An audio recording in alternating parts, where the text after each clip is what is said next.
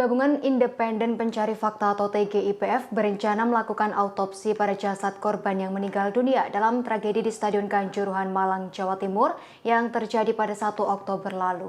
Autopsi pihak TGIPF dilakukan untuk mencari bukti atas penyebab tewasnya ratusan korban terutama di sekitar pintu 13 Stadion Kanjuruhan.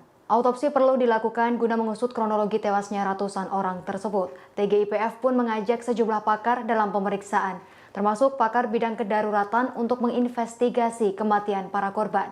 Keterangan tersebut disampaikan oleh anggota TGIPF Tragedi Kanjuruhan, Doni Monardo. Doni berujar pihaknya berusaha mencari bukti sebanyak mungkin. Bukti tersebut merujuk pada proses terjadinya kematian korban. Atas dasar itu, Doni menyebut pihaknya berencana melakukan autopsi terhadap jenazah. Menurut Doni, melalui data, bukti, dan fakta, serta hasil autopsi, pihaknya baru bisa membuat kesimpulan. Sementara itu, polisi menjadwalkan pemeriksaan kepada 6 tersangka atas terjadinya tragedi di Stadion Kanjuruhan pada pekan depan.